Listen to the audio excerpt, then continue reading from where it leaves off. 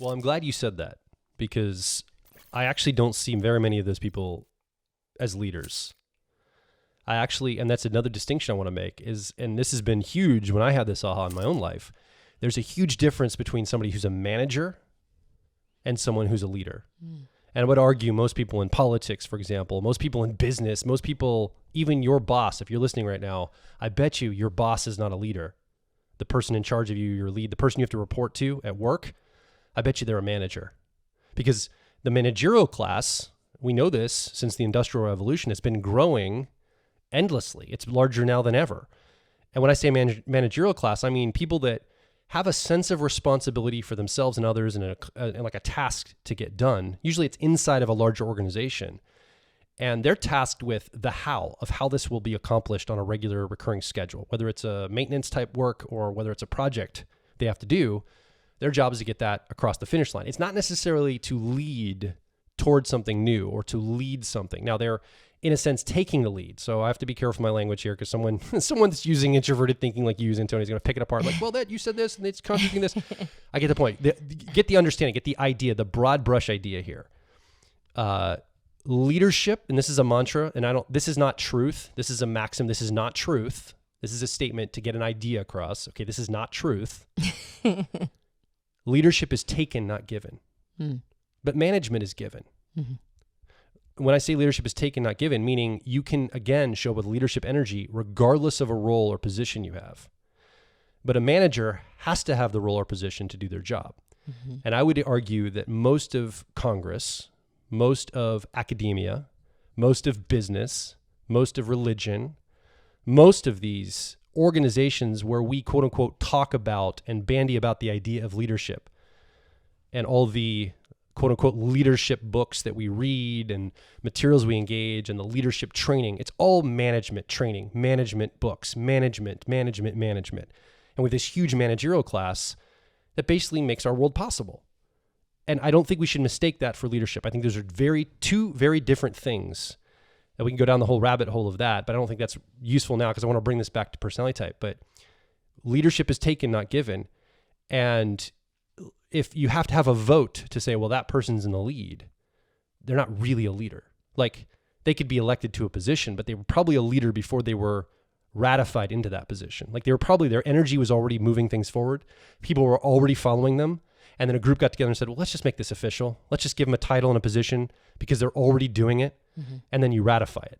Yeah. That's very different than saying, looking around going, who among us is qualified? Let's all take a consensus check-in and then put that person in position. That never works. Anytime that happens, you just place somebody there.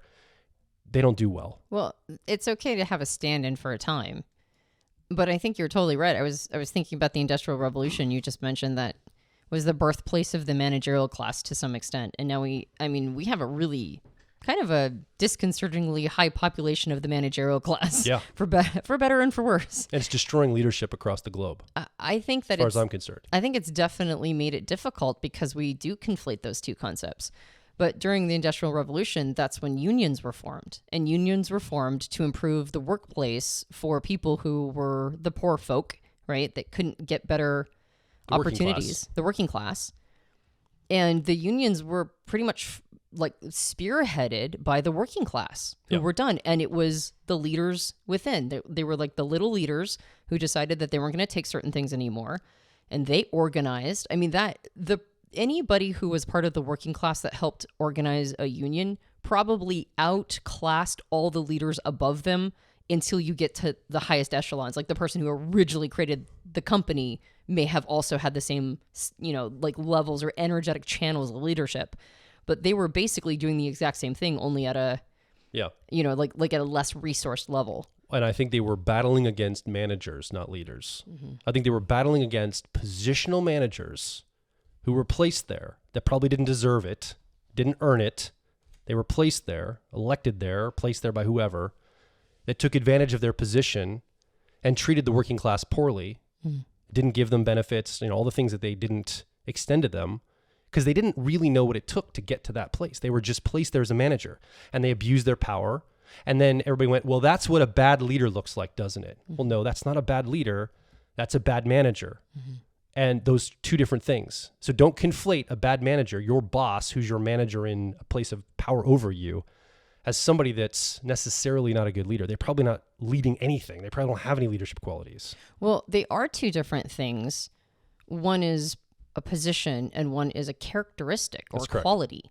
And they can exist in the same person. Yeah. I mean, I've worked more jobs than I care to remember. I'm being hyperbolic. Obviously, you might have a manager that's a great leader too. I'm being overly provocative and sensational when I say this. Right. Well, and probably in order for people to detether the concept from each other, like those two things have a tendency to be very much married to each other, but they really aren't.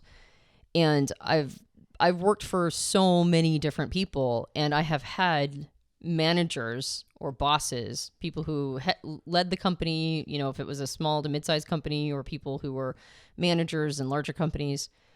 And I've had some that were clear leaders, and they were on their way up, honestly. If a person's a manager and a leader simultaneously, they're not there for long, right? Yeah. This is just a moment for them. They're on their trajectory up because it's so hard to find a good leader. And then I've had ones that are terrible that'll be there for the rest of their lives as long as they can be, right? Fingers crossed. And sometimes a good manager isn't a good leader. Yeah. Yeah, like sometimes you don't want your manager to be too good a leader.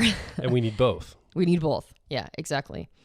That said, I kind of want to go back to, by the way, some introverted thinking user is going to say, when you were like, don't pick it apart. I'm just saying it's not the truth. It's a maxim. Somebody's going to say, a maxim is a truth. So I just want to point that out so you don't have that coming at you.